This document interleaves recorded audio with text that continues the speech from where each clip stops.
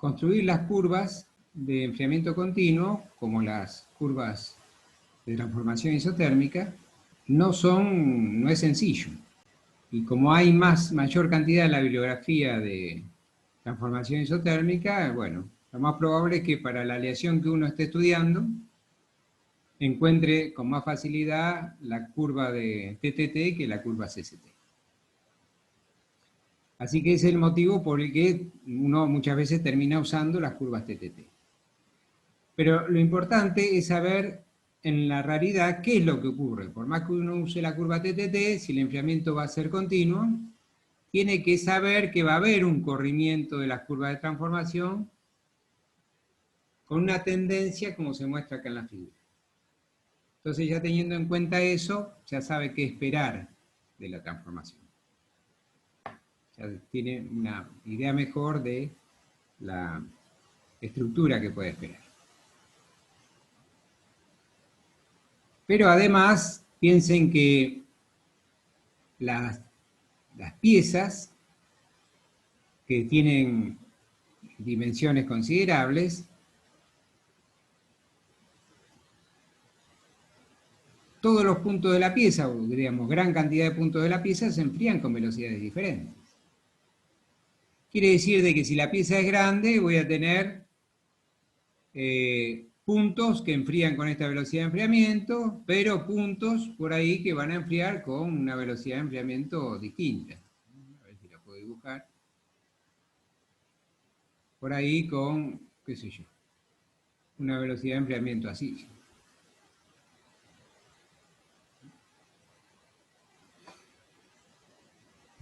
Entonces, los puntos que enfríen con esta velocidad de enfriamiento van a formar una perlita fina, una vainita superior y hasta una martensita.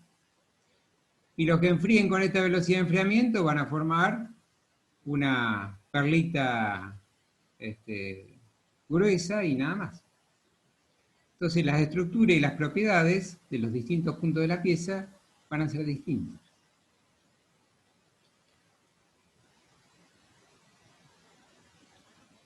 Así que esas son cuestiones a tener en cuenta también cuando uno realiza los tratamientos térmicos.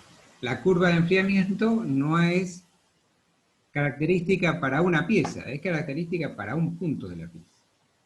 Si la pieza es chiquitita, entonces, bueno, casi no hay diferencia de velocidad de enfriamiento entre un punto y otro. Pero ya si la pieza es grande, ya sí, ya hay mucha diferencia de temperatura entre, por ejemplo, los puntos de la superficie y los puntos del centro. Así que esa es la primera cuestión, digamos, a tener en cuenta que vale la pena reflexionar.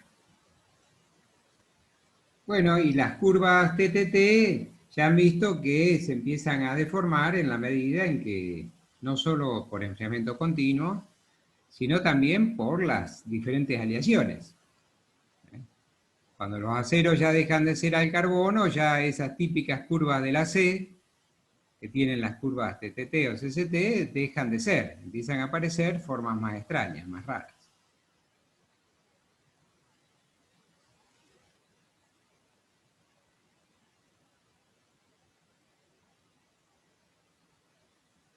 Y hemos visto que hay tres factores que influyen en la posición de esas curvas TTT.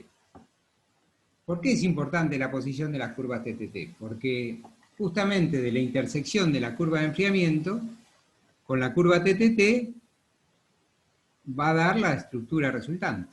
Así que por eso es importante qué posición, ¿sí? O la forma de la curva TTT y la forma y posición de la curva de enfriamiento. En cuanto a las curvas de enfriamiento, bueno, ya vamos a ver cómo se pueden modificar. Pero con respecto a las curvas de temperatura tiempo transformación, se puede modificar su posición de acuerdo digamos, a estos tres factores. El más importante es la composición química. Ese es el más importante, por eso está primero ahí, una cuestión de importancia.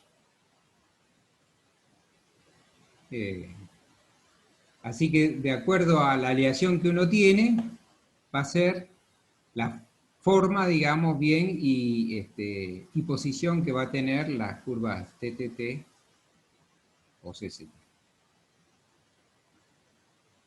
Ahora vamos a ver de eso. El otro aspecto que le sigue en importancia es la homogeneidad de la austenita. Acá está puesto como en el tercer lugar, pero en realidad que debería ser en el segundo, porque es lo que uno puede, sobre lo que uno puede actuar.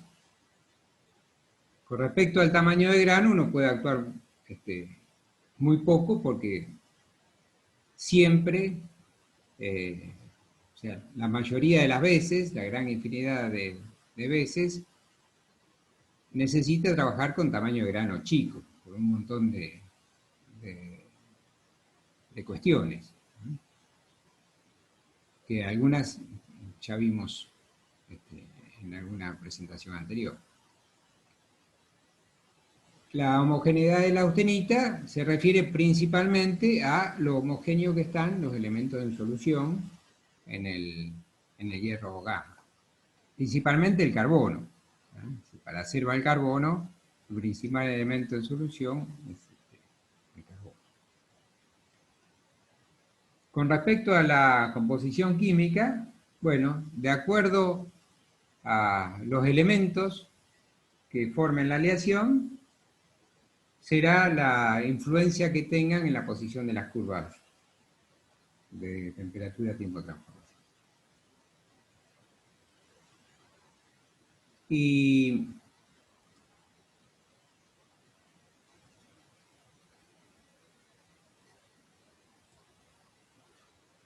no solo por el tipo de elementos de aleación que tengan, sino cómo se encuentran esos elementos de aleación. Por ejemplo, puedo tener manganeso, ¿sí?, disuelto en ferrita, o lo puedo tener combinado en forma de carburo. Cuando lo tengo disuelto en la ferrita, tiene una fuerte influencia en la posición, en el corrimiento de las curvas TTT. Y cuando está combinado en forma de carburo, digamos, puede influir débilmente en el corrimiento de las curvas TTT. Y así con los distintos aliantes, que son típicos en las aleaciones de acero, como cromo, wolframio, molibdeno, vanadio, titanio, niobio. Depende de cómo estén, incluso si están formando inclusiones metálicas o si están formando compuestos intermetálicos. Todo eso modifica de acuerdo a cómo estén, digamos, esos elementos de aleación en la estructura, va a depender de lo que afecte en la posición de esas curvas TTT. ¿Y por qué es importante saber cómo afecta a cada elemento de aleación la posición de las curvas TTT? Y bueno, porque a veces uno quiere correr la curva TTT más para un lado, más para el otro, y bueno, tiene algunos aceros para elegir, y entonces de acuerdo a los elementos que tenga de aleación, eso le puede servir para tomar una decisión rápida, conociendo la composición química.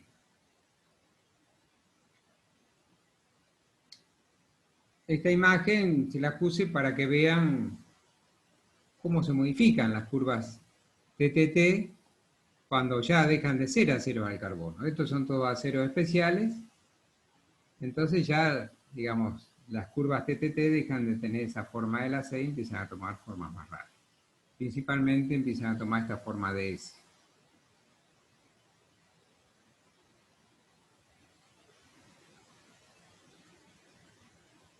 Generalmente las curvas TTT son afectadas por los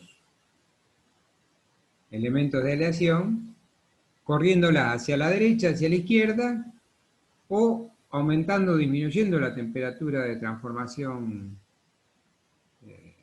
que corresponda. Si estamos hablando de la transformación ferrítica, será a 3, si estamos hablando de la transformación perlítica, será a 1.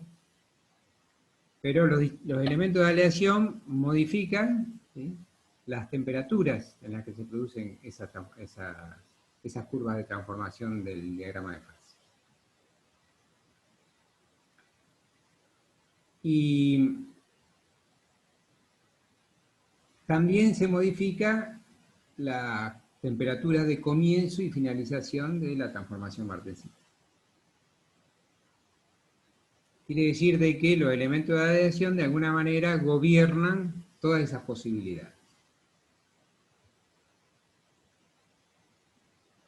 En esta gráfica se ve como el manganeso, por ejemplo,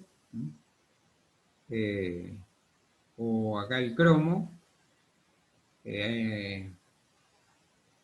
a medida que aumenta la cantidad que hay de ellos, las temperaturas de transformación disminuyen.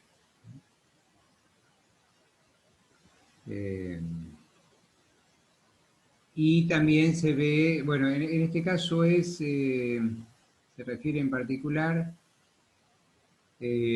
sobre las curvas de comienzo de transformación martensita. Y acá se ve que, bueno, estos elementos le disminuyen la temperatura de comienzo de transformación martensita.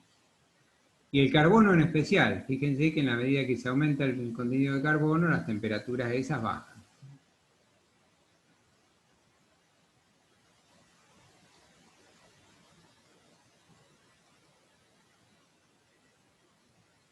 Así que es bastante complejo la manera en que varían la posición de las curvas TTT. Este es un resumen. Acá tenemos la transformación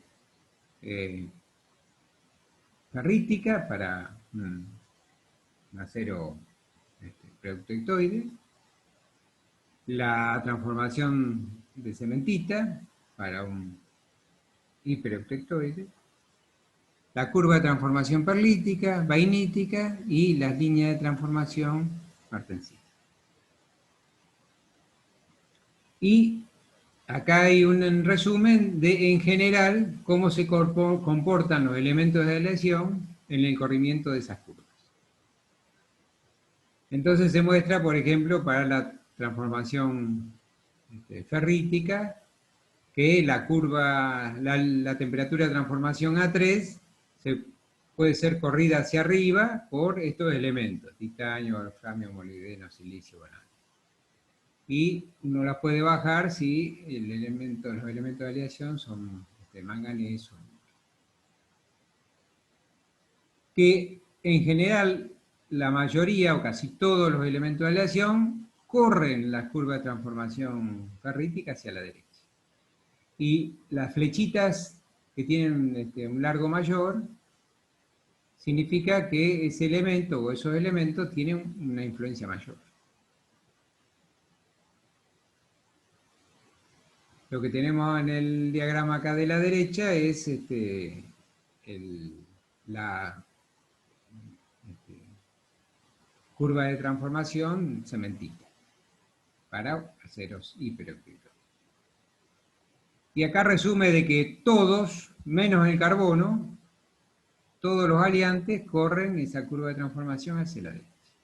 Y es de esperar que el exceso de carbono en la aleación la corra hacia la izquierda, porque justamente la cementita tiene un alto contenido de carbono. Tiene como 6,7% de carbono. Fíjense que en un acero con mucho carbono andamos en 0,8%. Estamos hablando de un acero con mucho carbono. Si la cementita tiene casi 7%, ahí tenemos una gran cantidad de veces más de carbono. Entonces, cuanto más carbono tenga la aleación, bueno, más posible que se produzca la transformación de cementita. Por eso la gran cantidad de carbono corre la curva de transformación hacia el izquierda. Bueno, acá el cobalto la corre hacia la temperatura de transformación ACM, la corre hacia arriba. Esta es una de las más importantes, la curva de transformación perlítica. Porque acá es donde se empiezan a definir las transformaciones que ocurren. Y como se ve, todos los aliantes, menos el cobalto, corren esa curva de transformación perlítica hacia la derecha.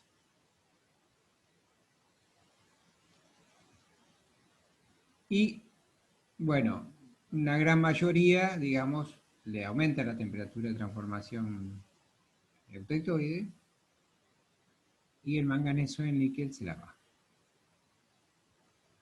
Estos corrimientos de las temperaturas de transformación eutectoide no son muy exagerados.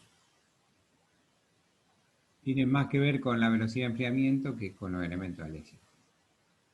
Pero este corrimiento hacia la derecha o hacia la izquierda, la curva de transformación perlítica, sí está muy influenciada por los elementos alésicos. En general, para aceros aliados, esta curva está bastante más corrida hacia la derecha que para aceros al carbono.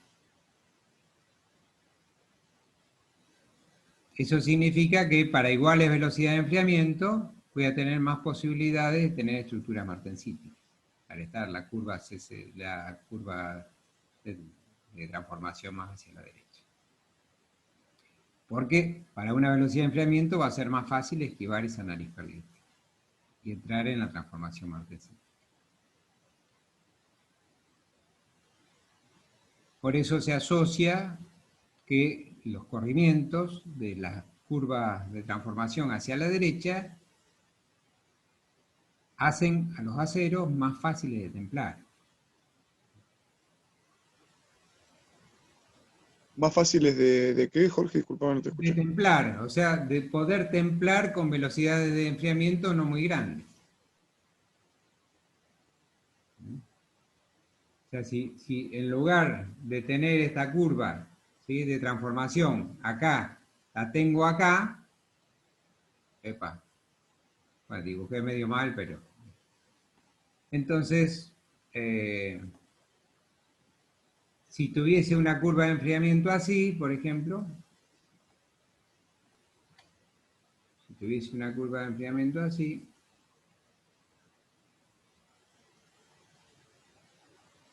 para esta curva de transformación empezaría a transformar en perlita.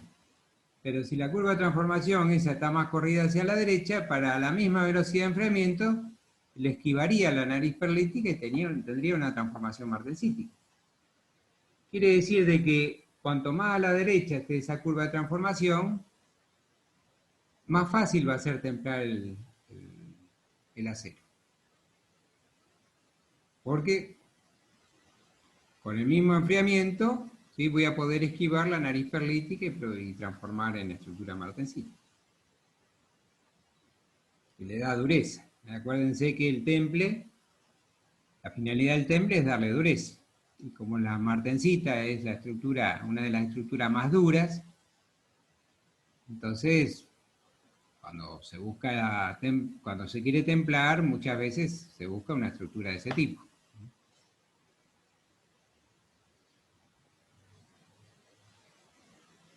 Bueno, con la transformación vainítica se ve que todos los elementos en general le bajan la temperatura de transformación vainítica. Quiere decir de que cuanto más aliado sea el acero, más baja va a estar esta curva de la C de la transformación vainítica. Por eso empiezan a aparecer, ¿sí?, en los aceros especiales, o sea, con muchos aliantes, que ya las curvas de la C, esta curva de transformación magnética, antes estaba acá arriba, pegada con la de transformación perlítica.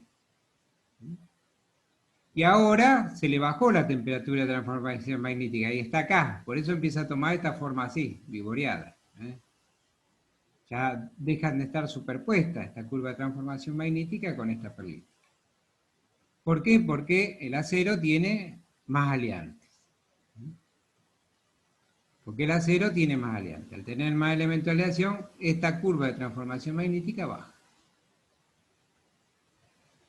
Y además corre las curvas de transformación a la derecha. Todos los aleantes corren la curva de transformación magnética hacia la derecha.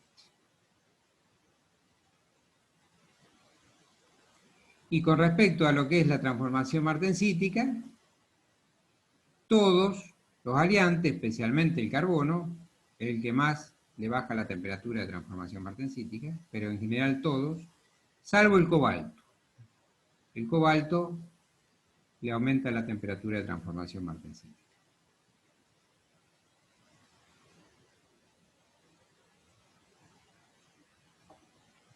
Y eso de acuerdo al uso, ¿sí?, que se le vaya a dar al material, es conveniente una cosa o la otra.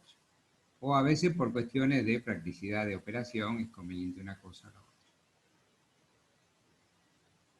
Tener un acero que tenga su temperatura de transformación martensítica por debajo de la temperatura ambiente ya es una complicación, ya se necesita un medio de enfriamiento especial. Ni qué hablar si requerimos temperaturas bajo cero, medios de enfriamiento más sofisticados todavía. Y es mucho más barato trabajar con las temperaturas que manejamos normalmente. Si uno puede hacer un temple a temperatura ambiente, enfriarlo a temperatura ambiente, listo, ya ahí tiene resuelto un gran problema, porque la temperatura ambiente, están todas las cosas están a temperatura ambiente.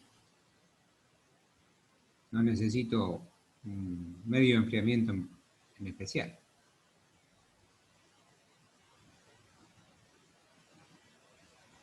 Así que digamos, con respecto a la influencia que tienen los elementos de aleación en la posición de las curvas TTT o CCT, este es el mejor resumen. Yo creo que uno mirando esto ya tiene un muy buen panorama de lo que vimos anteriormente. Bueno, el otro aspecto les dije que era el tamaño de grano, pero el tema del tamaño de grano no se lo tiene como opción para correr las curvas TTT hacia la derecha. O sea, el tamaño de grano grande, corre las curvas TTT hacia la derecha. El tamaño, cuando reduzco el tamaño de granos, las curvas TTT del material se corren hacia la izquierda.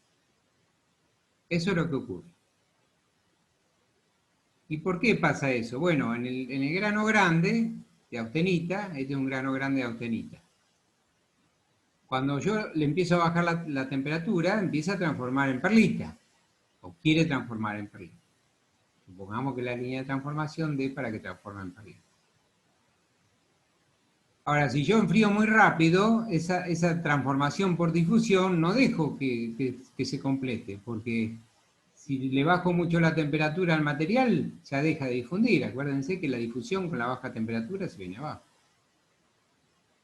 Entonces, en lugar de dejar que se complete la transformación hasta el centro del grano, como ocurriría en un grano chico, para ese tiempo tal vez que le doy para que transforme, ya alcanza para que todo el grano transforme.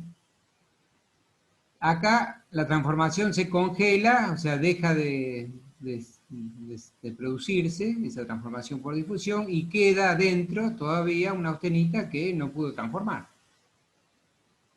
¿Por qué? Porque estoy ya a una temperatura en la que no le permito mucho la difusión, digamos, para un proceso de difusión normal. Y si le bajo bastante la temperatura, puedo entrar en las temperaturas de transformación martensítica. Entonces, en lugar de transformar esta austenita en perlita, transforma en martensita. Quiere decir que un grano grande, en los tratamientos térmicos de enfriamiento, digamos, bastante rápido, hace al material más templable, ¿sí?, que un grano chico. Y como habíamos visto que una mayor templabilidad estaba dada con un corrimiento de esta curva más hacia la derecha, entonces se ve que el grano grande corre la curva hacia la derecha. Y acuérdense que los aceros especiales son los que corren las curvas de transformación hacia la derecha, que son los aceros más caros. ¿Y por qué se buscan esos aceros que tienen curva de transformación hacia la derecha? Y bueno, justamente por la facilidad que tienen esos aceros para templarlos, para endurecerlos. Cuando uno va a comprar un acero, no va a buscar algo blandito que lo le pueda dar forma con mucha facilidad y eso. Está buscando algo resistente, duro, ¿sí? Está buscando una característica de ese tipo de material. Y si el acero está templado, es más duro todavía y resistente. Entonces, y para que sea fácil de templar, tienen que tener estas curvas lo más corridas hacia la derecha posible. Por eso esos aceros llaman ya aceros especiales que tienen varios elementos aleacionos.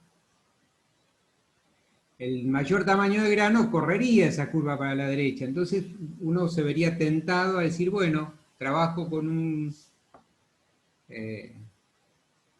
un material de grano grande y aunque no tenga un acero tan caro, ¿sí? Puedo trabajar con un acero al carbono, pero con tamaño de grano grande. Bueno, eso no es posible porque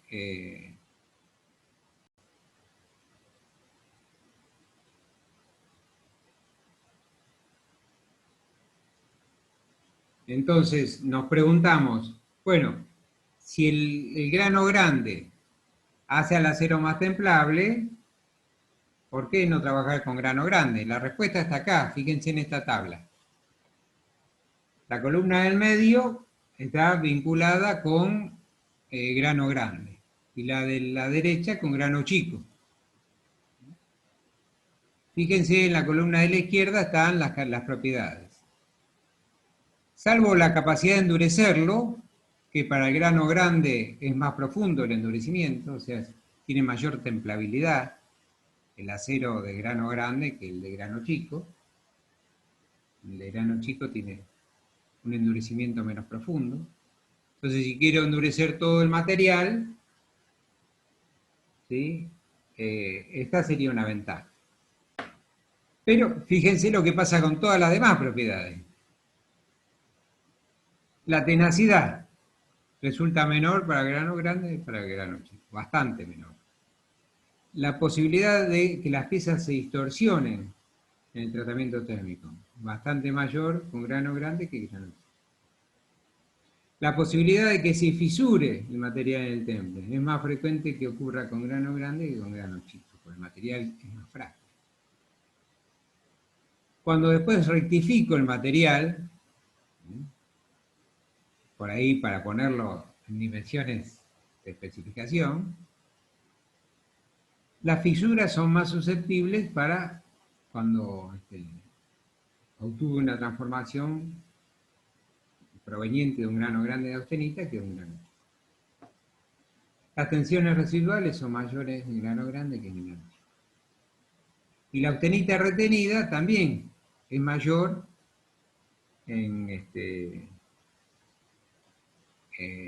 cuando se produce transformación martensítica, es mayor la austenita que queda retenida si la martensita esa provino de un grano grande de austenita que si provino de un grano chico.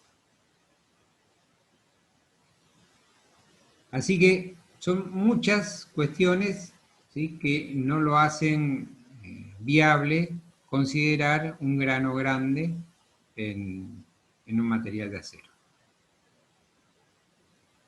Salvo para resolver situaciones muy puntuales. Si quieren les cuento una que pasó en nuestro laboratorio. Una vez nos habían pedido de una empresa, fabricante de acero, que le hiciéramos un estudio de los aceros. Así que nos mandaron una gran cantidad de material para estudiar. Y después que se terminó el estudio nos quedó mucho acero. Entonces dijimos, ¿qué hacemos con ese acero? Ah, bárbaro. Pusimos de acuerdo con la gente de ensayo de materiales y dijimos, bueno, le pedimos a la gente, a los técnicos, que empiecen a maquinar probetas Charpy. Así tenemos probetas Charpy por 5 o 6 años, o más. Entonces empezaron a maquinar las probetas Charpy. Ya vieron ustedes que para fabricar las probetas Charpy tienen las dimensiones bien indicadas, la entalla, son trabajos que llevan su tiempo hacer. Así que han estado bastante tiempo preparando esas probetas Charpy.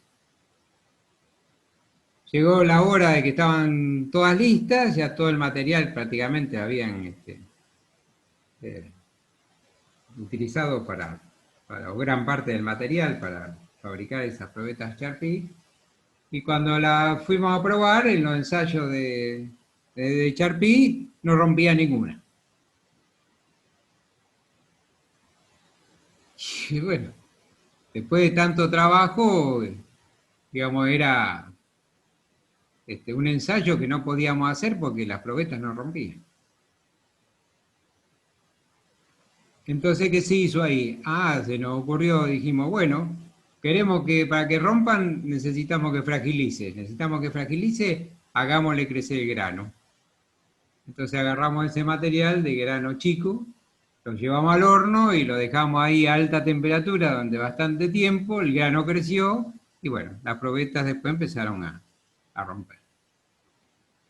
Pero salvo para esas situaciones muy particulares, que puede ser, por ejemplo, un fusible mecánico, para que algo se rompa en algún lugar y no en otro, que sea más difícil o más caro de cambiar.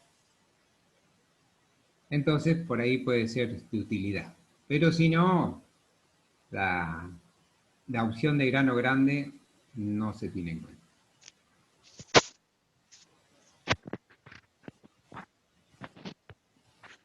Y el último aspecto a considerar es la homogenización de la austenita. Ya algo vimos en la presentación anterior de que las transformaciones por difusión llevan mucho tiempo. Necesita un tiempo de incubación, un tiempo de inicio. Al principio empieza a transformar lentamente, después gana velocidad, después cuando termina de transformar lo hace también lentamente. Y después que transforma en la nueva fase, muchos elementos que quedan en solución no quedan homogéneamente distribuidos, quedan amontonados en distintas partes del material. Homogeneizar la austenita significa que esos elementos en solución se distribuyan homogéneamente en el material. Y eso hace que las curvas TTT se corran hacia la derecha, que es uno de los objetivos buscados del material de estas características. Hay 2 o 3 explicaciones. Una de las que me satisface es que, bueno, si el carbono, por ejemplo, no está uniformemente distribuido, hay zonas del material en las que hay mayor concentración de carbono. Y la mayor concentración de carbono corre las curvas de transformación hacia la izquierda. Entonces, eso lo hace menos templable al material. O sea, hace que la transformación empiece antes. Tal vez se demora en terminar, pero empieza antes. Entonces es como si produjera un corrimiento de las curvas hacia la izquierda. Por el contrario, si está homogéneamente distribuido, no hay gran concentración de carbono en ningún lado en particular y entonces no hay posibilidad de que empiece a transformar prontamente en alguna parte del material. Así que hasta ahí con respecto a lo que tiene que ver de la posibilidad de cambiar la posición de las curvas TTT. Los elementos de aleación, lo más importante, la homogeneidad, ¿sí? O homogenización de la austenita, Y esos serían los únicos dos factores. El otro no lo tenemos en cuenta, en el tamaño grande.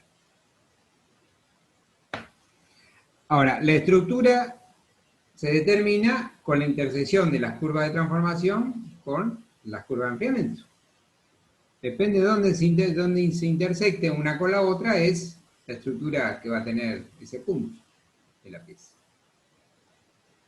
Entonces, así como es importante saber dónde va a estar ubicada la curva de transformación, TTT, también es importante saber qué pasa con las curvas de enfriamiento. O cómo se puede modificar la posición de las curvas de enfriamiento. Cómo se puede hacer que el enfriamiento sea más lento o sea más rápido. Y hay dos factores que influyen fuertemente en la velocidad de enfriamiento, que son el medio de enfriamiento y la forma y tamaño de la pieza. Son los dos factores que más influyen en la velocidad de enfriamiento. Los medios más comunes de enfriamiento que se utilizan es el aire, el aceite y el agua.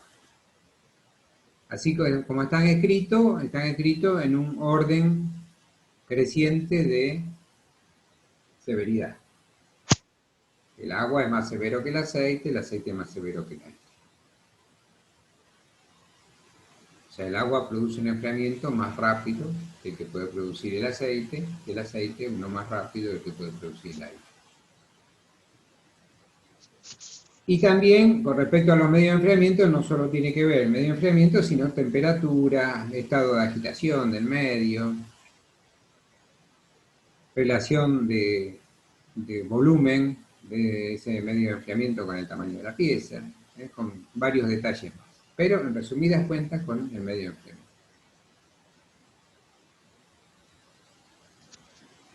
Y el otro aspecto es la forma de la pieza y el tamaño de la pieza. Con respecto a los ¿Puedo hacerte una pregunta? Sí.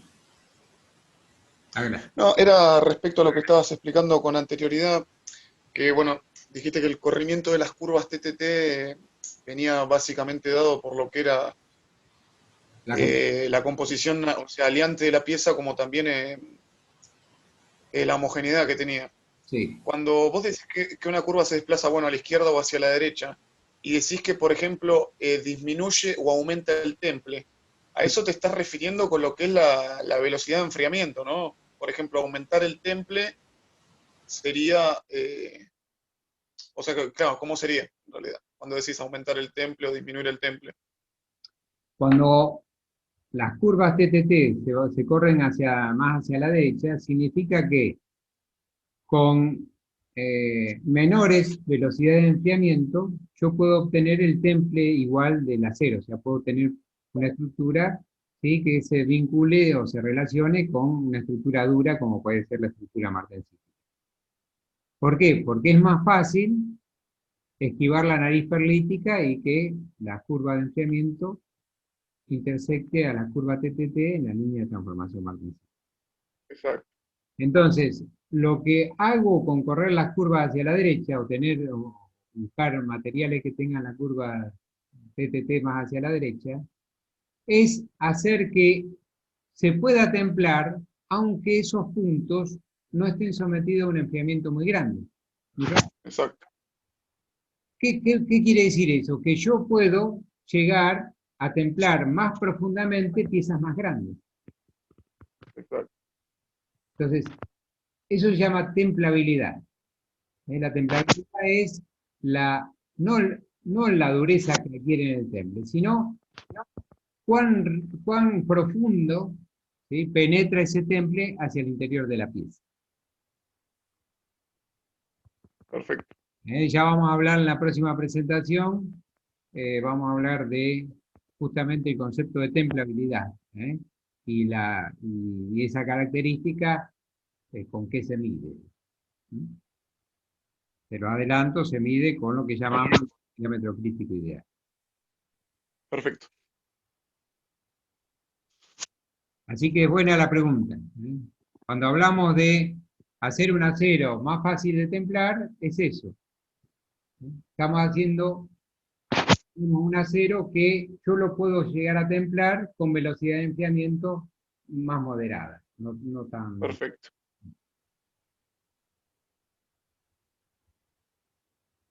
Entonces, con respecto a la velocidad de enfriamiento, dijimos que estaban los medios de enfriamiento y el tamaño y forma de la pieza. Con respecto a los medios de enfriamiento, no solo tiene que ver el medio de enfriamiento, si es agua, aceite, aire, no son los únicos medios de enfriamiento. ¿Eh? Lo que pasa es que son los más comunes, por eso les menciono eso. Sino también tiene que ver con el estado de agitación. Fíjense, en esta tabla muestra, bueno, acá muestra, no muestra el estado de agitación, ¿sí? Lo vamos a ver en otro cuadro. Acá muestra agua, aceite y aire. Por ahí hace una diferencia acá entre aire tranquilo y corriente de aire. Y acá se ve, por ejemplo, las distintas velocidades de enfriamiento para piezas de diferente diámetro. Y esa velocidad de enfriamiento es relativa a la velocidad de enfriamiento que se obtuvo para aceros de 1 pulgada enfriados en agua agitada. Agua que está en movimiento, que no está aquí. Por eso ese valor toma el valor 1. Entonces, fíjense que con respecto al mismo medio de enfriamiento y con el mismo estado de agitación, a medida que el diámetro de la pieza aumenta, las velocidades de enfriamiento van disminuyendo. ¿Por qué? Porque la pieza aumenta su tamaño. Y también en la medida en que el medio de enfriamiento es menos severo, fíjense, del agua agitada al aceite agitada, la velocidad de enfriamiento bajó un 60%, bajó de 1 a 40, a 0,40. Y ni que hablar al aire, fíjense, el aire es un 3%, el aire agitado con corriente de aire es un 3% del agua agitada. O sea, no existe con respecto a la velocidad que ofrece el agua en estado de agitación, es muchísimo más severo, las 30 y pico veces más severo que el aire. Y con respecto al aceite podemos hablar que es, bueno, el doble. Pero la gran diferencia está con el aire. El aire es un medio de enfriamiento mucho menos severo. Y acá muestra que, bueno, entre aire en circulación y aire quieto, ¿sí? El aire cuanto más quieto está, menor es la velocidad de enfriamiento. Y eso pasa para cualquier tamaño de pieza. Eso que pasa para 1 pulgada, pasa para 2, para 3. Eso pasa en todos los casos.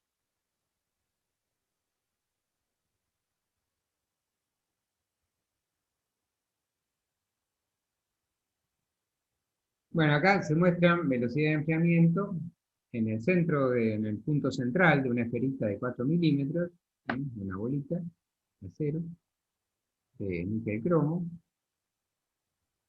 que se enfrió desde una temperatura de utilización de 860 grados en distintos medios de enfriamiento, como se muestra acá en la columna de la izquierda. Y la velocidad de enfriamiento se tomó como referencia el agua a 18 grados.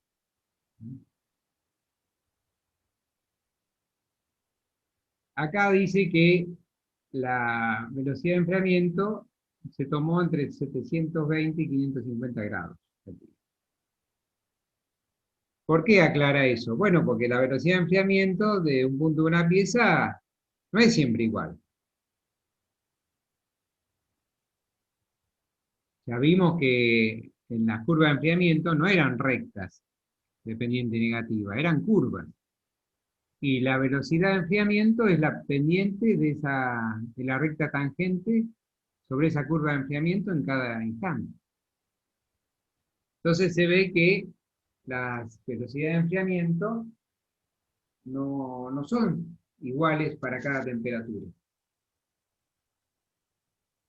Y se ha visto de que en el rango de 720 a 550 grados, la velocidad de enfriamiento, aunque se modifica, es muy parecida en ese rango de temperatura.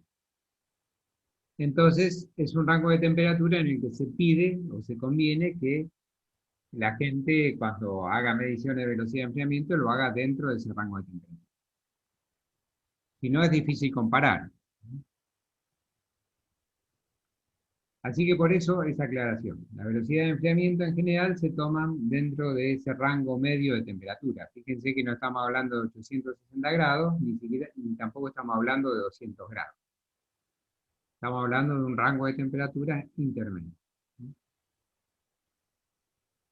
Bueno, y acá se ve que ya no más, fíjense cómo se modifica la velocidad de enfriamiento por el hecho de que el agua suba unos 7 grados nomás, el medio de enfriamiento. Que es muy fácil de hacerlo subir 7 grados cuando le echo la pizza caliente. Quiere decir que la velocidad de enfriamiento puede arrancar con un cierto valor y caer un 30% rápidamente, si no cuido que el medio de enfriamiento mantenga la temperatura. La manera de que el medio de enfriamiento mantenga la temperatura es tener un medio de enfriamiento grande y además tener ese medio de enfriamiento en circulación. De modo tal que ese intercambio térmico no modifique mucho la temperatura del medio. Así que lo mejor es tener medios de enfriamiento siempre mucho más grande que la pieza que uno va a enfriar. Y además, tener ese elemento, digamos, de enfriamiento en movimiento. Porque si no, se calienta esa capa alrededor de la pieza, y aunque el resto esté frío, y ya la velocidad de enfriamiento disminuye mucho.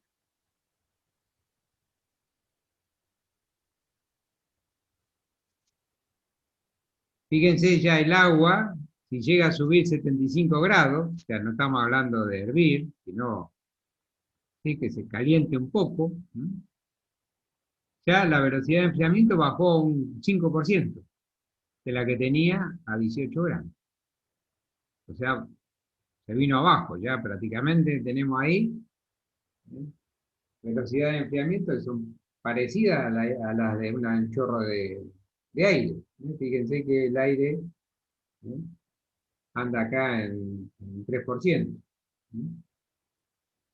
Eh, Así que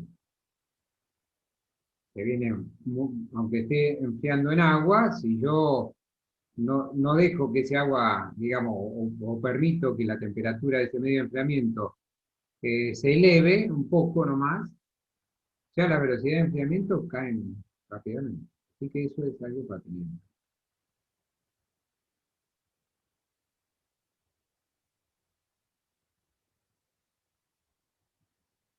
En este gráfico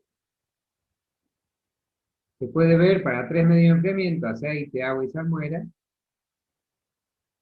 eh, a distintas temperaturas de medio de enfriamiento. Eh, y en cada fila tenemos los distintos estados de agitación de ese medio.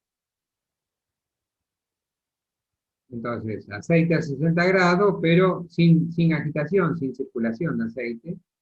La velocidad de enfriamiento baja a un 20% con respecto a la del agua a 20 grados sin circulación.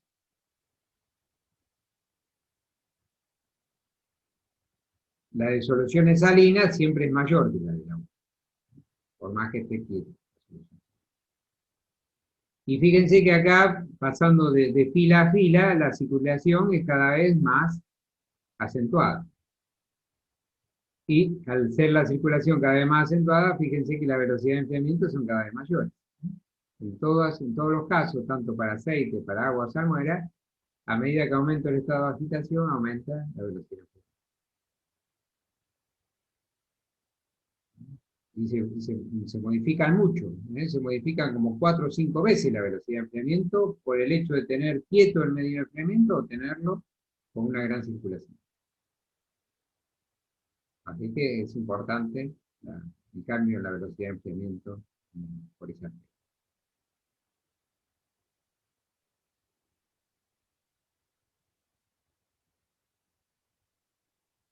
Bueno, la otra cuestión es el tamaño de la pieza.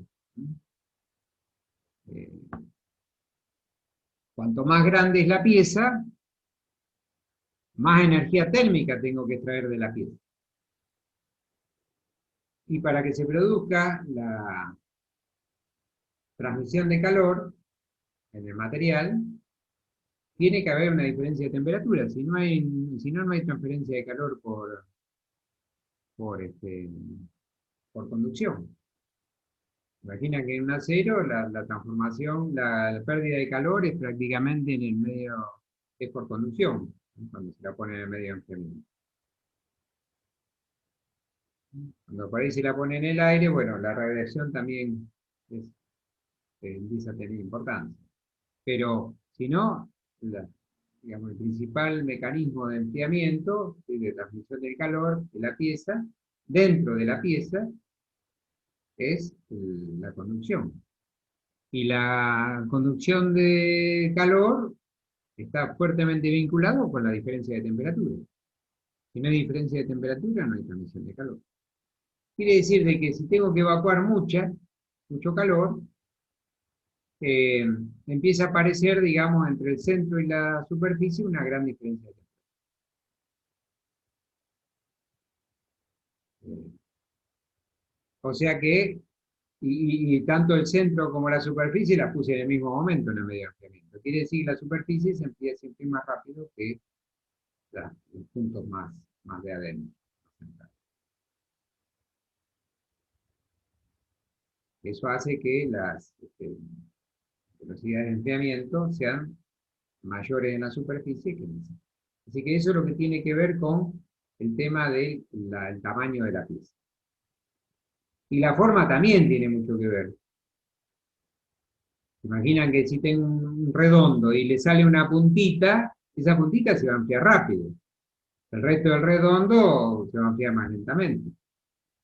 Pero esa puntita que tiene por ahí una gran superficie de contacto con el medio de enfriamiento, esa parte se enfría rápido. Quiere decir que dentro de una misma pieza hay distintas partes de la pieza que se enfrían mucho más rápido que otras. Y eso a veces limita los medios de enfriamiento. Para que no se rompan justamente esas salientes a veces de las piezas, es necesario enfriar el resto de la pieza más lentamente. Y si quiero endurecer esa pieza y la tengo que enfriar lentamente, la única que me queda es conseguir un acero que tenga una curva de transformación más a la derecha. Así lo puedo endurecer igual, aunque la velocidad con la que lo enfríe no sea alta.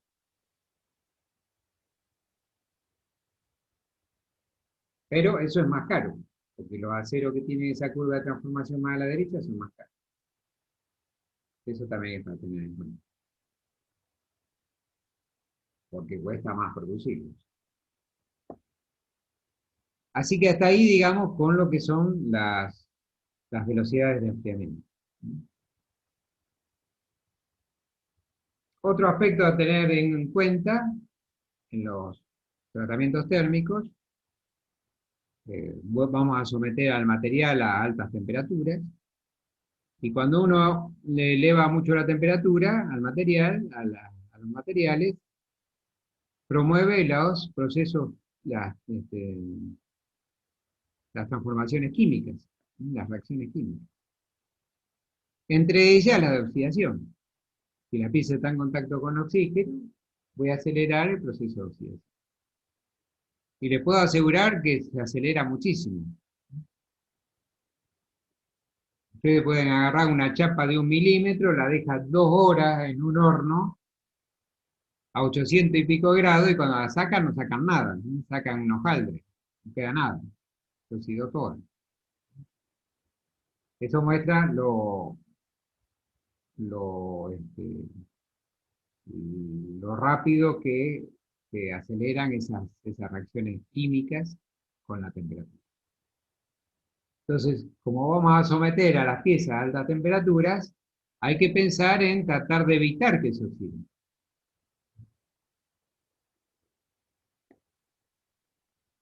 Otra cuestión importante es que si ponemos piezas con elementos en solución abundante, por ejemplo un acero de alto contenido de carbono, si pongo un acero de alta concentración de carbono en un horno a alta temperatura. Y cuando aumento la temperatura, promuevo los procesos de difusión. Y si yo tengo mucho carbono en la pieza y poco carbono en la atmósfera, ese carbono se va a querer ir de la pieza a la atmósfera. Y entonces acelero esos procesos de decarburación. Entonces también tengo que pensar, cuando voy a calentar un material de alto contenido de aleación y en solución, que esos elementos en solución no se escapen. Generalmente hablamos de carbono, por eso hablamos de decarburación. El principal elemento que está en solución en el acero es el carbono. Los demás elementos de aleación generalmente forman compuestos. Pero el carbono muchas veces queda en solución. Entonces, hay que pensar si es del acero de alto carbono al que estoy calentando, hay que pensar en buscar una manera para evitar que en ese rato, que está a alta temperatura, se decarbure. No se va a decarburar toda la pieza, pero sí la capita que está en contacto con la superficie. A esa partecita se le va a escapar mucho carbono. Entonces va a quedar esa pieza con una superficie después, ¿qué les parece? ¿Blanda o más dura? Blanda. Blanda puede ser. Más blanda, claro, porque le estoy sacando uno de los mecanismos de endurecimiento, que era meterle elementos en solución, se lo estoy sacando, entonces la estoy ablandando.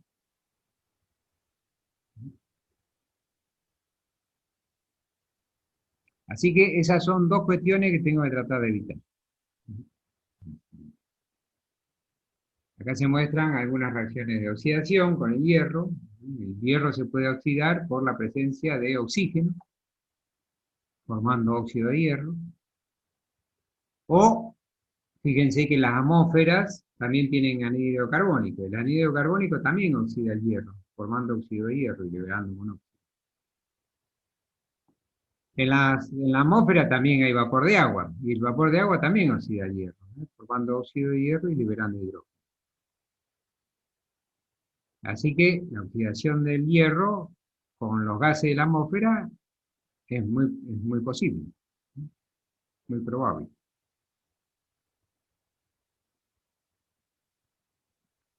Con respecto a la decarburación, consiste en atrapar el carbono del material con algún elemento y sacarlo como, ¿sí?, como un producto. Entonces, el oxígeno presente en la atmósfera puede interactuar con el carbono de la pieza y formar anhídrido carbónico. Y además de este anhídrido carbónico, ¿qué hacía? Recién vimos. Oxidado. Oxidaba. O sea que cuando se decarbura acá la pieza, ¿sí?, si encima provoco o produzco anhídrido carbónico, ese anhídrido carbónico además la va a oxidar. Entonces la estoy decarburando y oxidando. O sea que las reacciones del oxígeno con la pieza, ¿sí?, son altamente oxidantes y decarburantes. Así que el oxígeno es veneno para la pieza. Para la pieza de acero el oxígeno es veneno.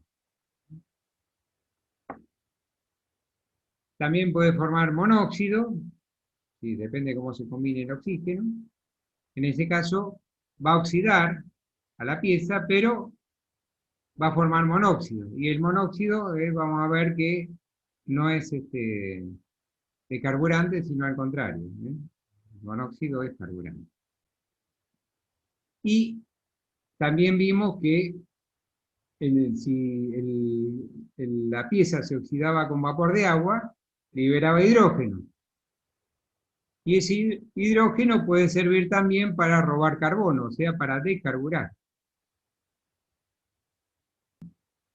Quiere decir que el agua también, el vapor de agua, hay que tratar de evitarlo en la atmósfera de los ojos. Porque oxida y decarbura. Acá hay un resumencito, en la columna de la izquierda se ven en general muchos gases que uno puede encontrar en la atmósfera. Está el monóxido de carbono, el anhídrido carbónico, el vapor de agua. En la transparencia siguiente hay otros gases, como el hidrógeno y el metano. El metano, digamos, es un gas que se mete en la atmósfera, lo mismo que el anhídrido carbónico. Pero el monóxido, el oxígeno, el agua, todo eso son gases que están en la atmósfera. Y acá muestra, digamos, las reacciones que tienen cada uno de esos gases con el acero, con el hierro en particular, y qué efecto tienen tanto en cuanto a si carbura o decarbura y en cuanto a si oxida o reduce. Entonces, el monóxido de carbono es carburante y reductor. Quiere decir que el monóxido de carbono sería un gas que yo preferiría tener en la atmósfera, porque así evitaría que se oxide y que se decarbure. El anhídrido carbónico oxida y decarbura, quiere decir que el anhídrido carbónico no lo quiero tener, se lo tengo que barrer, si en algún momento se produce por algún motivo, lo tengo que sacar, porque eso va a ser malo para el. El vapor de agua también es decarburante y oxidante, quiere decir que hay que poner las piezas secas, bien secas, y no generar vapor de agua. Hacerle a veces un precalentamiento. El hidrógeno, si hay vapor de agua, en la atmósfera también hay hidrógeno, no es solo vapor de agua. ¿Sí? El hidrógeno a veces es prendido. Bueno, el hidrógeno tiene una buena y una mala. La buena es que no oxida, pero la mala es que decarbura. Así que el hidrógeno también hay que sacarlo. Hay que tratar de evitarlo el hidrógeno. Además, cuando hay hidrógeno atómico también, y ese hidrógeno atómico se suele meter, como es chiquitito, es un átomo chiquito, se mete dentro del hierro, y por ahí encuentra otro, ¿eh? Y forma la molécula de hidrógeno, y empieza a generar tensiones en el interior del material, y empieza a fragilizar. Muchas veces habrán oído hablar de fragilización del acero por hidrógeno. Suele ocurrir cuando pasa eso. Así que el hidrógeno no es deseable, hay que sacarlo. El metano muchas veces se utiliza, ¿sí? ¿Qué pasa con el metano? Fíjense, el metano es carburante y reductor. O sea que el metano es un gas que yo desearía tener en la atmósfera para evitar que el material se oxide y se decarbure. Así que así como el monóxido de carbono, el metano son gases que trato de tener en la atmósfera en la que voy a hacer tratamiento térmico. El oxígeno, dijimos que era veneno, ¿sí? Es fuertemente oxidante y descarburante, así que oxígeno, tratar de evitar el oxígeno. Y el nitrógeno, bueno, no tiene, digamos, no reacciona químicamente, así que no, ni decarbura ni oxida. Normalmente el nitrógeno se utiliza para este, producir, digamos, hacer unos tratamientos superficiales para tratar de incorporarlo en la superficie de la pieza para endurecer. Pero en cuanto a la, digamos, a la posibilidad de oxidar o de carburar el material, no tiene ningún. Así que así, digamos, ¿sí? Afectan los distintos gases un tratamiento térmico. ¿Sí? Por eso ya vamos a ver qué utilizamos para los tratamientos térmicos, digamos, eh, qué, qué conviene tener en la MOC. ¿Sí? O por qué se utilizan los gases que se utilizan. Pero ya con eso les da un buen panorama. Ya saben lo que hay que tratar de evitar en la atmósfera del horno y lo que es recomendable tener. Bueno, después vienen los tratamientos térmicos más, más conocidos. ¿Sí? Recocido. ¿Para qué quiero recocer? Esta es la pregunta que a veces hago y a veces me empiezan a decir para producir perlita gruesa. El recocido es sinónimo de ablandar, o sea, yo cuando pienso en recocer, pienso en ablandar. ¿Sí? Si yo tengo que ablandar el material, lo tengo que recocer. ¿Sí? Eh, y el tratamiento es llevarlo a temperatura este, de austerización, y una vez que alcanzó esa fase, sin dejarlo más tiempo para que no crezca el grano, se apaga el horno y se deja que el material enfríe dentro del horno. Entonces, como el horno enfría lentamente, el material también va a enfriar lentamente. Y así se tiene una curva de enfriamiento muy lenta y una intersección con las curvas TTT muy por encima de la nariz perlítica. Entonces eso tiene una perlita gruesa. Acuérdense que la perlita gruesa era la estructura, el microconstituyente más blando. Y hay distintos tipos de recocido. Recocido total o pleno, recocido isotérmico, recocido para alivio de tensiones, recocido en caja, recocido de esterilización, eh, recocido contra acritud, que acá falta. Justamente en la próxima clase vamos a ver recocido contra acritud. Pero un poco tiene que ver eh, con ablandar, digamos, ¿sí? Siempre tiene que ver con ablandar. El recocido total consiste en llevar la pieza a temperatura de utilización y una vez que alcanzó esa fase, ¿sí? Se hace lo que les comenté. Fíjense que las velocidades de enfriamiento, en este caso tanto del centro como de la superficie de la pieza, aunque la pieza sea grande, son prácticamente las mismas. Porque como se enfría lentamente, la transferencia de calor es baja, y entonces no se requiere una diferencia de temperaturas grande entre la superficie y el centro. Cuando se hacen los recocidos, para cada destinación de acero, generalmente hay algunas recomendaciones. Hay gente que estudió esos aceros y le hizo el tratamiento de recocido a diferentes temperaturas y fue viendo cómo se modificaban las propiedades por hacerle recocido a distintas temperaturas. Y acá muestra, por ejemplo, una característica que tiene a los 800 grados, a este acero, el 0,40% de carbono, ligeramente engrudado, que si se le hace el recocido a 800 grados,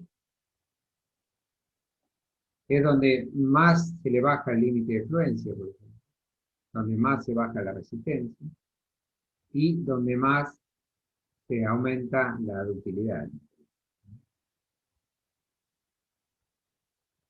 Entonces, para este acero en particular, los 800 grados sería una buena temperatura.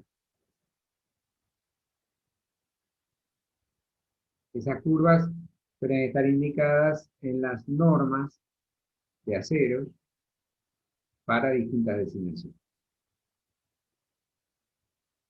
El recocido isotérmico es hacer que la transformación se produzca a una temperatura constante. Para eso tengo que ser capaz de bajarle la temperatura tanto a la superficie como al centro de la pieza, para que los dos, tanto el centro como la superficie, lleguen a la temperatura de transformación antes de que empiecen a transformar. Cosa que los dos transformen a la misma temperatura. Este tipo de tratamiento obtiene una estructura mucho más homogénea, así que se obtiene una estructura también mucho más estable, blanda y estable. Una estructura muy tenaz, extremadamente tenaz. Después está el recocido para alivio de tensiones, en lo que no hace falta llegar a temperatura de esterilización. Esto se hace solo porque muchas veces, ante un tratamiento previo, por ejemplo de temple, con un enfriamiento muy rápido, el material quedó muy tensionado. Porque esa contracción importante de volumen generó una deformación en la red en la que quedaron, las distancias atómicas no quedaron en su posición de equilibrio. Entonces, para que se relaje un poco la red, se le levanta un poco la temperatura y así se le saca un poco de exceso de tensión interna. Bueno, y vienen indicadas para cada tipo de aleación las temperaturas recomendables y el tiempo de tratamiento. Porque acá es para llevarlo a esa temperatura durante un cierto tiempo. Y después se saca, no se deja en el horno, se saca.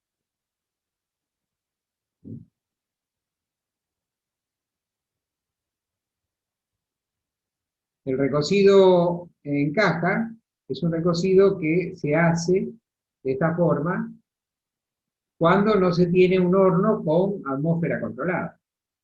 Entonces, si yo tengo un horno a gas, que no puedo controlar los gases de la atmósfera, entonces no podría evitar de que se me oxide o decarbure la pieza que vaya a la que le vaya a hacer el recocido.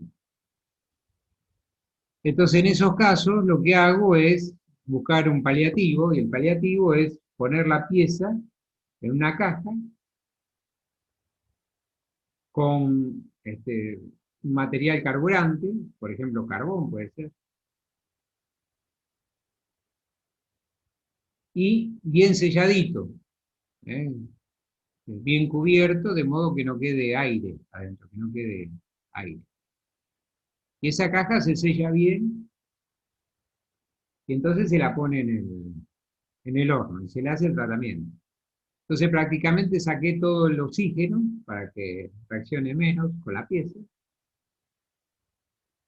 Y además cuando se calienta ese carbón, pues esa pasta este, carbo, carbonosa, empieza a liberar carbono para evitar que aumentar la concentración de carbono en el ambiente, lo que está en contacto con la pieza, y evitar que la pieza se decarbure.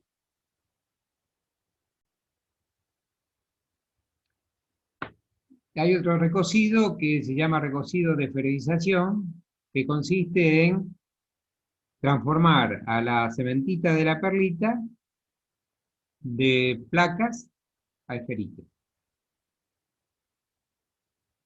Y eso reduce mucho la dureza del material, lo hace más maleable. Imagínense que la cementita es uno de los constituyentes más duros del acero. Y la ferrita es uno de los más blandos. Así que exagerando, podríamos pensar que tengo una pasta de ferrita y tengo en esa pasta de ferrita unas láminas de vidrio, que es duro pero frágil. Y esas láminas de vidrio, ¿sí?, las transformo en bolitas de vidrio. Y ahora piensen ustedes cuál de las dos materiales es más fácil de deformar, o es más fácil o es más blando. Y van a encontrar la respuesta rápidamente. Así que una manera, digamos, de ablandar el material es periodizar la cementita de la perlita. Y ese es un tratamiento que se puede hacer de diferentes maneras. Acá hay 3 maneras de hacerlo. O calentando apenas por encima de uno, enfriando lento, o tenerlo oscilando ahí alrededor de la temperatura 1. O tenerlo directamente a 1, una temperatura ahí alrededor de A1, pero un tiempo ahí durante bastante tiempo.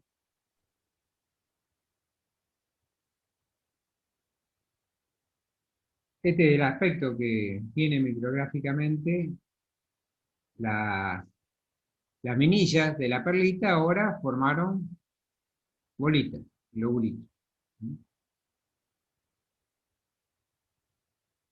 Y eso lo formaron, fíjense que estos son los bordes de grano de la austenita, se formó todo dentro del grano, se fue formando, donde se formó la cementita, la perlita.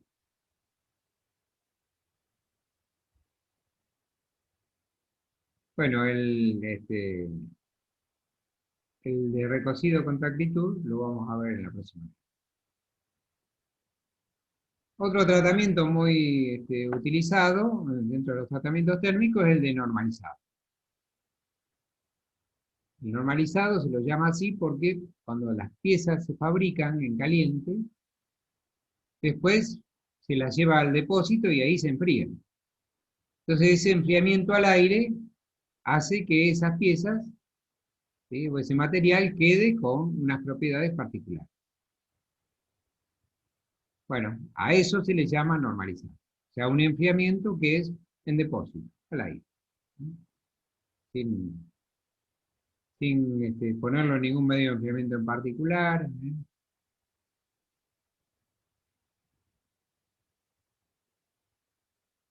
Y los que están sobre las normas de los materiales y hacen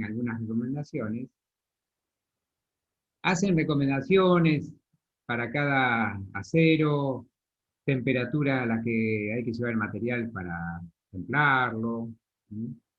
Eh, por ejemplo, eh,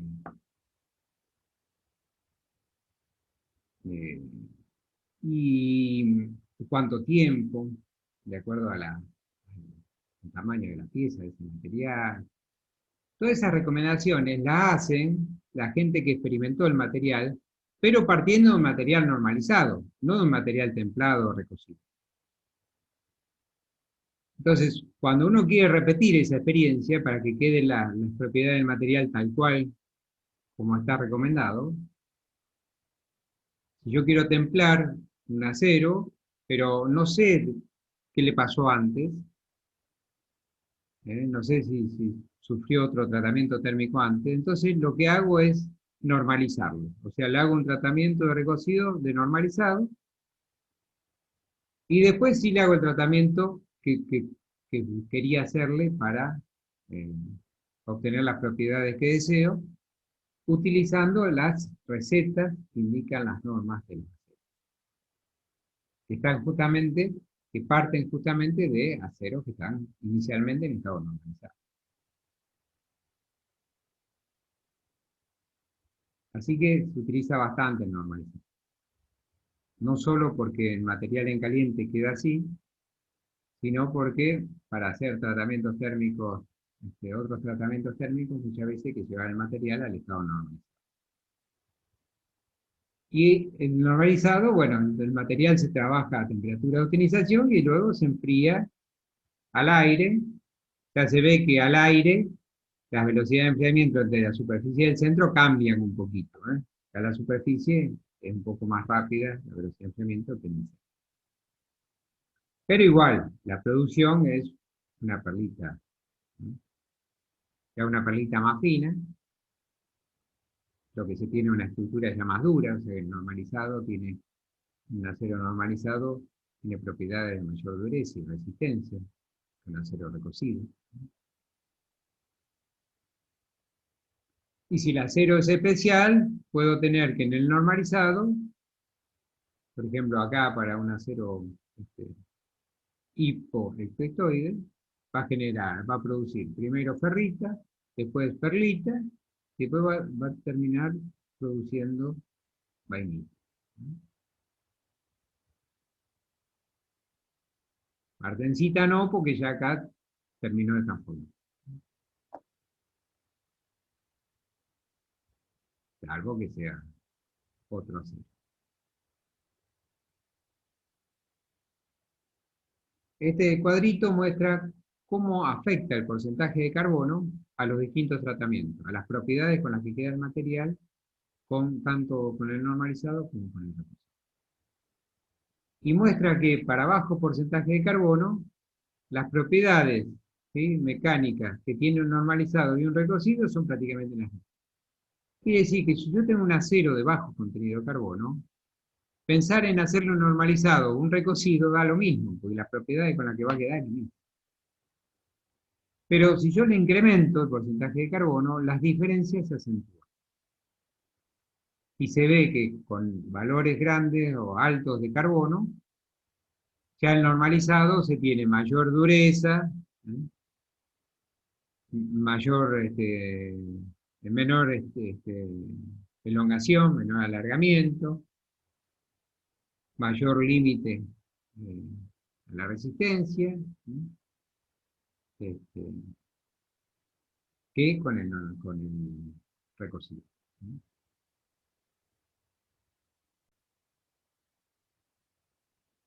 Y por último, digamos, el temple y revenido. Los pusimos juntos en esta transparencia para que vean que es un tratamiento que se hace un poco en conjunto.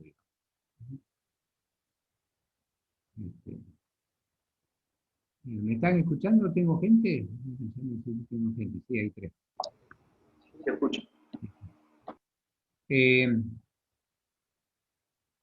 Bueno, el temple, la finalidad del temple es endurecer. O sea, si yo le pregunto para qué va a templar algo, para endurecerlo, ¿sí?, y para darle resistencia.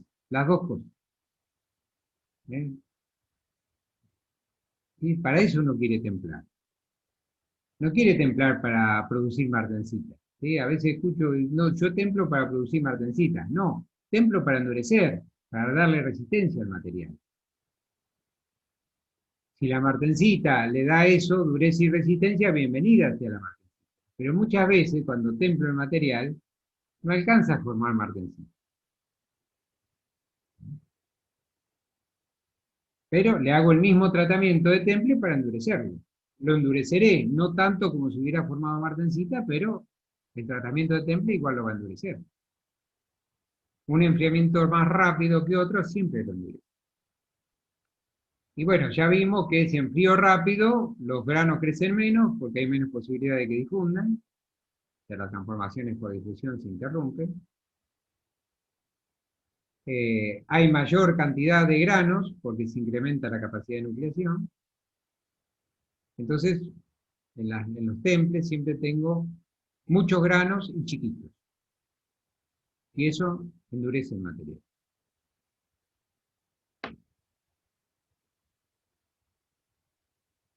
Y le da resistencia mecánica también.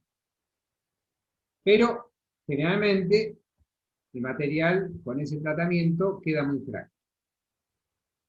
Los enfriamientos rápidos producen mucha fragilidad en el material. Y generalmente cuando templo utilizo enfriamientos medio severos. Y a veces alcanzo valores de fragilidad que no son tolerables. Entonces, ¿cómo le mejoro un poco la tenacidad de ese material? Reviniéndolo. Y el revenido es llevarlo a una temperatura no de transformación, sino mucho más baja, por un tiempo para que relajar un poco la red, para que esas tensiones que se han generado por estar tan distorsionada la red en su contracción rápida de volumen, se libere un poquito y baje un poco el nivel de energía para evitar que se fracture o que reaccione químicamente rápidamente. ¿Cuál es la contrapartida de mejorarle esa tenacidad? Que el material se ablanda. Pero yo no hago el revenido para ablandar. ¿Sí? A veces le pregunto, ¿para qué reviene? ¿Para ablandar? No, no revengo para ablandar, revengo para darle más tenacidad al material. Lo que pasa es que es inevitable cuando le hago un tratamiento de revenido, que el material se ablande. Pero yo no deseo que se ablande, no hago un revenido para ablandar. Lamentablemente se ablanda. Lo hago para aumentarle la tenacidad. Así que termina siendo, ¿y cuánto revengo? Es una situación de compromiso. Cuanto más revengo, más, más tenaz se hace el material y menos duro. Entonces, bueno, a ver, ¿hasta qué dureza, ¿sí? ¿Qué dureza mínima me banco para el uso que le voy a dar a la pieza? Y lo llevo hasta ese valor de dureza sabiendo que con eso gano determinada tenacidad. Un cuchillo, por ejemplo, quiero que el filo sea bien duro, lo más duro posible. Ahora, tampoco puede ser que cuando quiera cortar algo se me parta el cuchillo en dos. Entonces tengo que darle dureza, pero también tengo que darle cierta tenacidad para que lo tire en la bacha de la cocina y no se parta, no se rompa el cuchillo. Entonces es una situación de compromiso. Uno dice, bueno, lo revengo, ¿sí? Hasta cierto valor para que no se fracture y me banco que no tenga tanta dureza como yo quería. Si quiero que tenga más dureza, tendré que buscar un acero más especial que pueda alcanzar para que pueda alcanzar dureza más grande. Y así no se pierda el filo.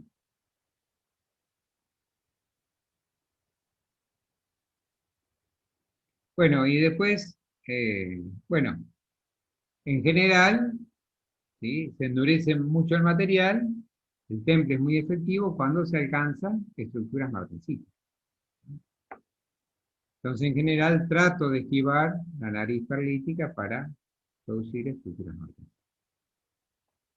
Y después se ve acá que se hace el revés. Bueno, y después lo que le mostré son unos 3 o 4 videitos de prácticas de temple, ¿sí? Para que vean un poco. Y hasta acá llegamos. Así que espero haberles servido. Pronto les voy a subir otra clase. Bueno, muchas gracias. ¿Listo? Bueno, profe, muchas gracias. Bueno, que les vaya bien. Chao, hasta luego. Chao. Hasta luego. Nos vemos.